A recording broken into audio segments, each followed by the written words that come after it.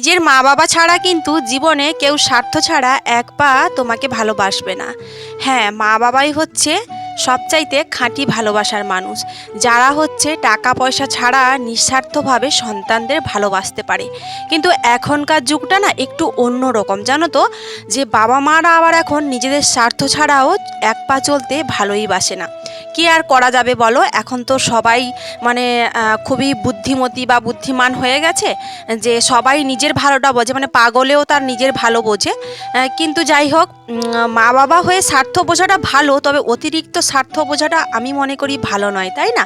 তো যাই হোক, মা বাবা তো রইলো মা বাবার কথা, কিন্তু এই দুনিয়াতে দেখবে বেশিরভাগ মানুষ দেখবে নিজেদের স্বার্থটা মানে নিজেদের স্বার্থ নিয়েই চলতে ভালোবাসে। কারণ কি বলতো, তারা ভাবে যে কে মরলো কে বাঁচলো সেটা আমাদের জানার দরকার নেই, আমাদের স্বার্থটা যখন পূরণ হয়ে গেছে, যেটা আমাদের চাহিদা ছিল, তাহলে আর সেই মানুষটাকে মনে রেখেই বা কী লাভ হবে, তাই না? তো হ্যাঁ, মানুষ তো অনেক ধরনের হয়, সব মানুষ সমান হয় না, তাই না? যাই হোক, কি আর করা যাবে। চলো, সকাল সকাল তোমাদেরকে একটু জ্ঞান দিয়ে ফেলছি। শুভ সকাল আমার প্রিয় বন্ধুরা, সবাই কেমন আছো? আশা করছি সবাই খুব ভালো আছো আর সুস্থ আছো। আমি টুম্পা, আমার নতুন একটা ব্লগে তোমাদের সবাইকে অনেক অনেক শুভেচ্ছা ও ভালোবাসা। আজকের দিনটা হলো বৃহস্পতিবার, আর ঘড়ির কাঁটায় হচ্ছে এখন ওই সকাল 7টা মতো বাজে। তো সকাল সকাল ঘুম থেকে উঠে পড়েছি, আর ঘুম থেকে উঠেই তোমরা দেখলে বাসন কোসন মেজে ধুয়ে পরিষ্কার করলাম, ওদিকে ঝাপটা গুটিয়ে দিলাম। তারপরে কিন্তু স্নান সেরে দেখো পুজোটা আগে করে নিচ্ছি। আসলে কি বলতো, এখন তো আমাদের গঙ্গাসাগরে মানে পৌষ সংক্রান্তি মেলার বেশি বাকি নেই। তো সেই জন্যই না আমাদের চারিদিকে কাজ হচ্ছে, এখানে মানে কারেন্ট লাইনে কাজ হচ্ছে, জলের লাইনে কাজ হচ্ছে। তো সেই জন্য মাঝে মাঝে কারেন্ট থাকছে তো জল থাকছে না, আবার জল থাকছে তো মানে আছে তো কারেন্ট নেই, এরকম একটা ব্যাপার। তো সেই জন্যই মানে জলের চিন্তাটা আমার বেশি করেই হয়। তোমরা তো জানো তোমাদের দিদি ভাইয়ের কোনো পুকুর নেই, তো সেই জন্যই মানে সকাল সকাল আগে কাজগুলো করে স্নান সেরে পুজোটা দেওয়ার চেষ্টা করি। যাই হোক, দেখো ওদিকে পুজো দিয়ে ভাবলাম সকালে জল খাওয়ার তো খাওয়ারই লাগবে, তো কি আর খাওয়া যাবে, পান্তা ভাত একটু রেখেছি, সেই জন্য একটু আলু ভাজা করছি। ওদিকে আলুটা গ্যাসে বসিয়ে দিয়ে এসেছি আমি, আর এসে দেখো এদিকে বেডরুমে চলে এসেছি, এসে বিছানাটা একটু ভালো করে মানে পেতে নিচ্ছি আর কি। আর মামাম সোনা কিন্তু ঘুম থেকে উঠে পড়েছে। তো যাই হোক, চলো এখানে বিছানা মানে পাততে গিয়ে তোমাদের সাথে একটু মানে কথা শেয়ার করি। কি বলো তো, স্বার্থপর দুনিয়ায় না সবাই নিজের স্বার্থটা নিয়েই চলতে ভালোবাসে, আর স্বার্থ ফুরিয়ে গেলে কিন্তু মানে কে বাবা কে মা কে দাদা কে বৌদি কে মামা কে কাকা, মানে সেটা কেউ পরিচয় দিতেই চায় না, মানে তাদের পরিচয় দিতে লজ্জাই করে, তাই না? কি আর করা যাবে বলো। তবে কি বলতো, এই যে সময় সময় না দুমুখ মানুষগুলোকে খুব ভালো করেই চেনা যায়, যে কে ভালো আর কে খারাপ। যাই হোক, মানে সে যদি তার স্বার্থ সিদ্ধি করে ভাবে যে বিশাল কিছু করে ফেলেছে, সে হয়তো কারো কপালটা নিয়ে নিতে পারবে না, তাই না? ভগবান তো সবার কপালে মানে ঈশ্বর তো সবার কপালে সব কিছু লিখে রাখেন না। দেখো, মানুষকে দিলে কিন্তু কখনো শেষ হয়ে যায় না, বা মানুষকে ভালোবাসা দিলে কখনো ভালোবাসা কমে যায় না। মানে ভালোবাসা আরও বাড়তেই থাকে, এবং মানে কাউকে কিছু দিলে বা কিছু দান করলে বা ভালোবেসে কিছু দিলে সেটা কপাল দিয়ে দেওয়া হয় না, তাই না? তো যে যেটা ভালো বোঝে, তাই না, যে সে ভাবে হয়তো আমার স্বার্থটা সিদ্ধি হয়ে গেছে, তো ওদের সম্মান দিয়ে কী লাভ হবে, ওদের ভালোবেসে বা কী হবে। তো ওরা যতই মানে অধঃপতনে যায় সেটাই শ্রেয়, তাই না? তো যাই হোক, কি আর করা যাবে। আর সকালবেলা দেখলে তোমার মানে বাসি হাঁড়িটা মেজে নিলাম, রান্না বসাবো। তার আগে দেখো এই যে বেশ কিছু বাজার না আমি মানে কিছু মানে মুদিখানার বাজার আর কি, এগুলো মুদিখানার দোকান থেকেই করে এনেছি। যেমন সাবান সারপুরোর সাথে না এই বালতিটাও দিয়েছে, আর সর্ষের তেল সাদা তেল আর সয়াবিন 2 প্যাকেট, আর মেয়ের জন্য এনেছি কিষান কেচাপের ওই সসটা, আর চিনি মিশ্রি এই সমস্ত কিছু এনেছি। আসলে না এটা হচ্ছে 1 মাসের বাজার আমাদের, জানো, 1 মাস পেরিয়ে একটু বেশিও হয়ে যায়। তো তোমাদের দাদা ভাই না আমাকে মানে মাস খরচা বাবদ আমাকে 4,000 টাকা করে পাঠায়। তো আমি কিন্তু 3,000 টাকার মধ্যেই কিন্তু সংসারটাকে ম্যানেজ করার চেষ্টা করি। তো 3,000 টাকার মধ্যেই কিন্তু আমার এই মানে সবজি বাজার, মাছ বাজার, তারপরে তোমার সমস্ত গ্রোসারির আইটেম, তারপরে তোমার মেয়ের ডাক্তার দেখানো, আমার নিজের ডাক্তার দেখানো, আমার নিজেদের ভালো মন্দ, তার উপর হচ্ছে মেয়ের স্কুল ফিস, সবটাই কিন্তু আমি 3,000 টাকার মধ্যেই মানে মেনটেন করার চেষ্টা করি। আসলে কি বলতো, অভাবের সংসার তো, তো মানে একটু বুদ্ধি খাটিয়ে চললে পরেই কিন্তু সংসারে একটু উন্নতিও করা যেতেই পারে, তাই না? আর যাই হোক, ওদিকে দেখলে তোমরা একটু সয়াবিন আমি জলের মধ্যে ভিজিয়ে রাখলাম। আর এদিকে দেখো দুপুরের রান্নাটাও না আজকে খুব তাড়াতাড়ি বসিয়ে দিয়েছি, ভাবছি রান্নাটা আগে করে নিয়ে কিছু কাজ করব।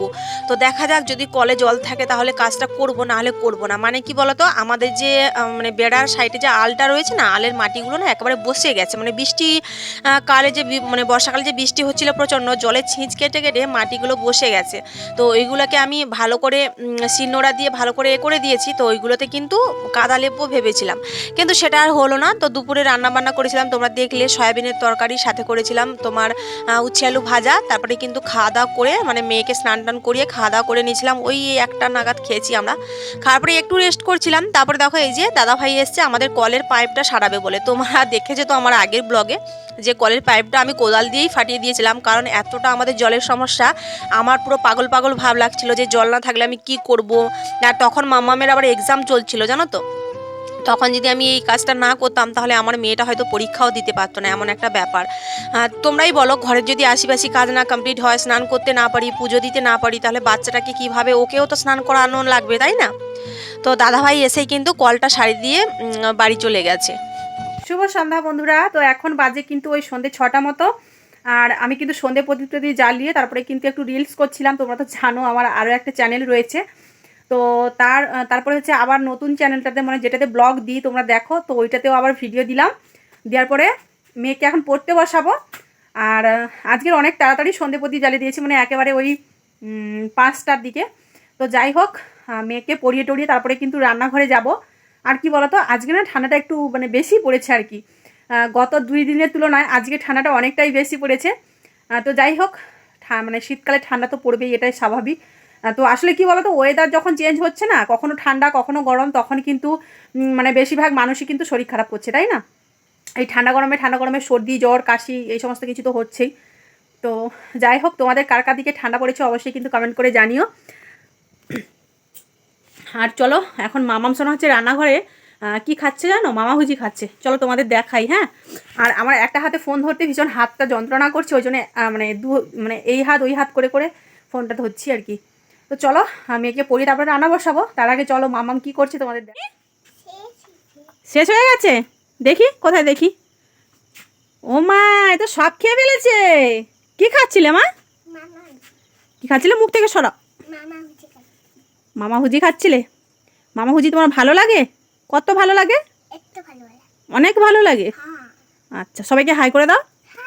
বলো সবাই কেমন আছো বলে দাও। বলবে না? কেন? বলতে ভালো লাগে না? ওই দেখো, তোমরা মামামকে এত ভালোবাসো, মামাম বলছে বলতে ভালো লাগে না। না, বাটি ফেলতে হবে না, রেখে দাও, টেবিলের উপরে রেখে দাও।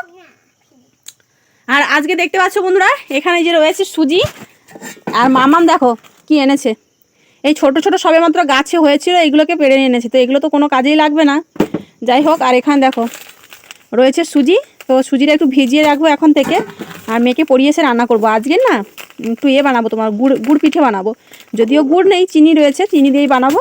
আর এখানে রয়েছে ময়দা, আর এই বাটির মধ্যেই ভিজিয়ে রাখবো। যাই হোক চলো। না ফেলতে নি বাবা, আমাকে তো আমায় দাও, আমায় দাও। ওই দেখেছো? যাই হোক, বলো তোমাদের কার কার দিকে ঠান্ডা পড়েছে বলো। বলবি না?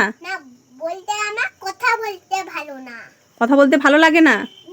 তুমি কোন ক্লাসে উঠবে এখন বলো?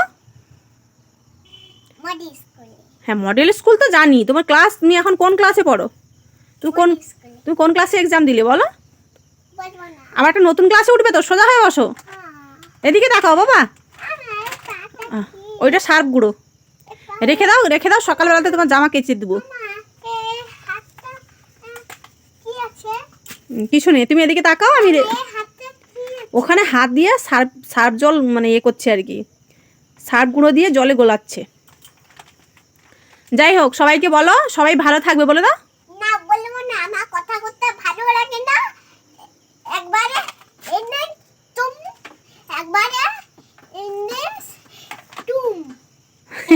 এইটা নিয়ে কি করবি আবার?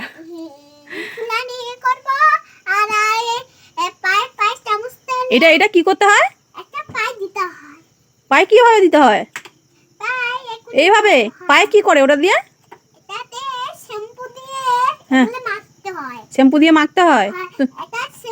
লেবু দিয়ে হুম আর একটা লবণ দিয়ে হ্যাঁ শ্যাম্পু দিলে এগুলো পা গরম হবে, দিয়ে গরম হয়ে দিয়ে আবার পা ঘষতে হবে, দিয়ে পা কালা হয়ে যাবে, কালার হবে নি 15 মিনিট ভালো হবে।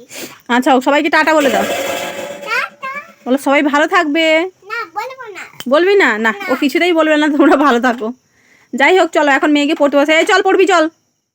তো যাই হোক বন্ধুরা, আমি কিন্তু সন্ধেবেলা তোমরা তো দেখলেই মেয়ের সাথে কত দুষ্টুমি করলাম, তারপরে মেয়েকে পরিয়ে টরিয়ে এখন দেখো চলে এসেছি রান্নাঘরে। তোমাদের বলেছিলাম না গুড় পিঠে বানাবো, তো গুড় দিয়ে কিন্তু গুড় পিঠে বানালে খেতে দারুণ লাগে, কিন্তু কি আর করবো, বাড়িতে তো গুড় নেই, আর এই শীতের সিজনে কিন্তু গুড়টা বেশ ভালোই পাওয়া যায়। তো যাই হোক, যদিও সন্ধেবেলা আমি বাজারের দিকে যাইনি, আর আমাদের এখানে না দিনের বেলা কোনো গুড় দোকানই বসে না, ওই সন্ধেবেলা করেই বসে। আর সন্ধেবেলা না মামামকে সাইকেলে করে নিয়ে গেলে পরে ওর ভীষণ ঠান্ডা লেগে যায়, ওর তো ঠান্ডা লেগেই যায়, আমারও লাগে, তো সেই জন্য আর সন্ধেবেলা বাজার যাওয়ার নামটিই ধরি না আমি। তো এদিকে দেখো আমি এক এক করে কিন্তু পিঠেগুলো ভেজে নিচ্ছি। আর কি বলো তো, অতিরিক্ত তেল না আর গুড় পিঠের মধ্যে কিন্তু অতিরিক্তই তেল থেকে যায় আর কি, এগুলো খেলে পরে না বেশি শরীর খারাপও করে। কি আর করব বলো, মাঝে মধ্যে তো স্বাদ মানে ইচ্ছে তো থাকে মানুষের, তাই না? তো আমি কিন্তু চিনি দিয়েই করছি, চিনি সুজি আর একটু ময়দা দিয়ে আর একটু লবণ দিয়েই মানে করছি, লবণ না দিলে তো ভালো লাগবে না। তো দেখো এক এক করে ভেজে নিচ্ছি। এখন কটা বাজে জানো? এখন বাজে কিন্তু ওই রাত 10টা মতো। যাই হোক চলো আমি এদিকে পিঠেগুলো ভাজতে ভাজতে তোমাদের কিছু কমেন্টে রিপ্লাই করে দিই। গতকালকের ভিডিওতে ইন্দ্রাণী ত্রিপুরা কমেন্ট করেছে, মামনি খুব কিউট আর খুব সাহসী মেয়ে, তোমরা খুব ভালো থেকো। Thank you so much Indrani, এভাবে আমাদের ভালোবাসা দিও আর আমাদের পাশে থেকো। আর তুমি কেমন আছো অবশ্যই কমেন্টে রিপ্লাই করে জানিও। মিত্রা দাস কমেন্ট করেছে, সত্যি মামনি, সত্যি মামাম সোনা খুবই সাহসী মেয়ে, ভিডিও খুব ভালো হয়েছে। Thank you so much Mitra, এভাবে তোমরা সবাই আমার পাশে থেকো আর ভালোবাসা দিও। তো চলো এদিকে তো আমি পিঠেগুলো ভেজে নিচ্ছি, আর পিঠেগুলো ভাজা প্রায় শেষের দিকে, আর পিঠে ভাজা দিয়েই কিন্তু আজকের ব্লগটা শেষ করব। তো চলো আজকের ভিডিওটা কিন্তু এখানেই শেষ করব। আর ভিডিওটা তোমাদের কেমন লাগলো কমেন্ট বক্সে জানাতে কিন্তু একেবারেই ভুলবে না। আর যারা আমার ব্লগ দেখো অবশ্যই ভিডিওতে একটা লাইক করো আর একটা দুষ্টু মিষ্টি কমেন্টও করে যেও, কারণ তোমাদের চ্যানেলে গিয়ে ঘুরে আসতে আমার অনেকটাই সুবিধা হবে, আর তোমাদের লাইক কমেন্ট করতেও অনেকটা সুবিধা হবে। তো চলো আজকে ব্লগটা এখানেই শেষ করছি, দেখা হবে নেক্সট ব্লগে। Good night.